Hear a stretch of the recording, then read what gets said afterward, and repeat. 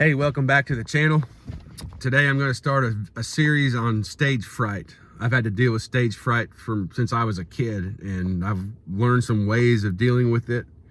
And I'm going to talk about those, and I'm going to talk about some pretty embarrassing and humbling situations that that I've been in and felt having to do with stage fright. And this is not going to be, I'm not starting a career as a stage fright guru or a performance coach or anything like that. This is strictly to kind of tell my story and try to build a bigger, a wider base on all the platforms, where when I start to record and release some music, then I'll have a bigger, Lord willing, I'll have a bigger audience to put it out to. And it can be humbling and frustrating to put a lot of heart and soul into something and then not really know how the social media algorithms work and put something out. It turns out that you get 150 views or 600 views on something. You're like, man, not that I deserve it to go platinum or anything, but like you realize that people that know how to work them know how to work the social media platforms and create quality content, they do better. And so I'm going to learn how to do that too. I'm going to learn how to get better at playing and singing, and I'm going to learn how to make stuff that I think may be interesting or helpful, useful to people. Kind of kill two birds with one stone.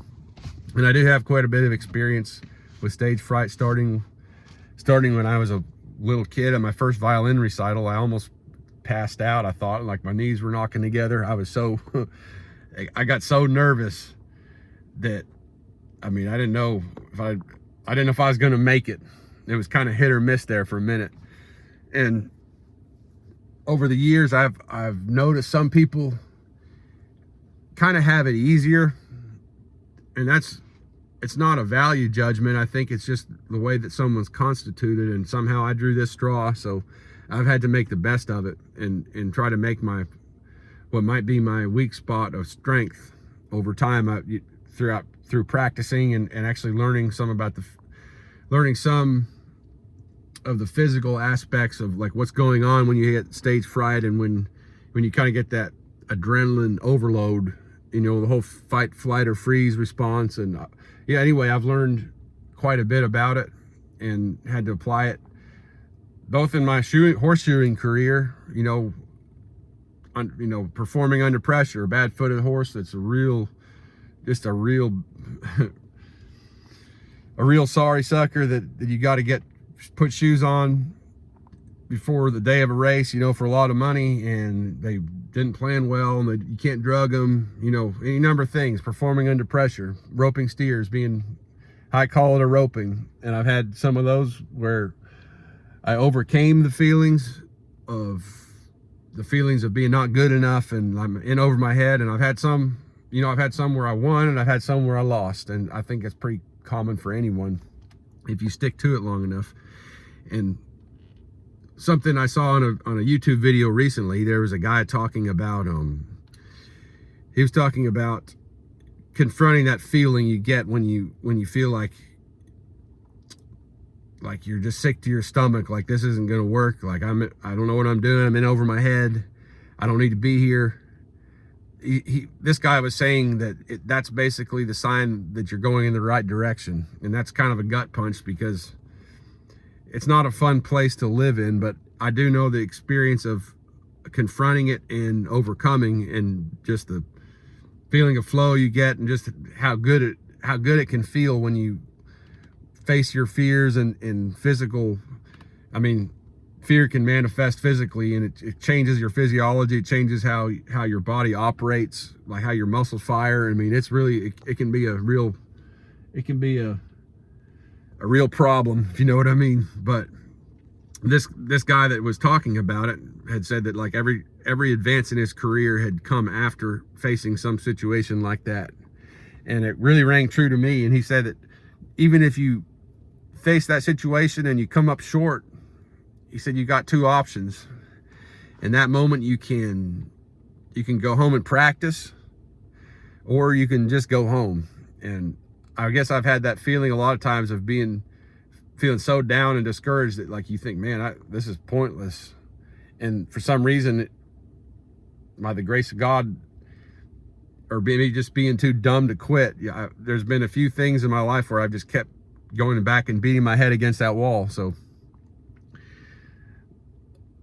I told that once anecdote about my early violin recital and how that set up a trajectory of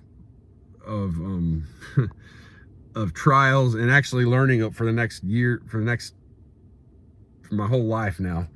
And I'm going to tell some more stories like that and talk about some concrete ways that I've found that have helped me get through things. And like I say, one day, Lord willing, you know, I'll get better at playing, singing, performing, and I'll be in front of thousands of people at a festival or wherever, and only 10 people there may have ever heard that I made this video. This is not what I'm trying to do with my life, or like I say, I don't want to be a performance guru of any kind, but I think if I kind of tell my story a little bit, it'll help expand my reach on some of these social media platforms. So if you like this or interested in more videos to come, leave me a comment with some of your experiences, or maybe some ways that you've overcome something, or if you have any habits or any tricks to get through a mentally challenging situation or performance. Feel free to leave them in the comments. And if you know someone that could benefit from a series like this, then please go ahead and send it to them. Like and subscribe, share, all the things. And I'll be back probably in a few days and with some more stories. So thanks for watching, and hope you have a good evening. And I say it's evening, it's about 6 o'clock because I'm recording this. So once again, this is part of it. You know, just talking into a camera without a script is not the easiest thing for me to do, but I think by continuing and working through that, I'll get better at it, and it'll do me good. So I'm not going to say good evening like I just did. I'm going to say until next time, hope you have a great one. Adios.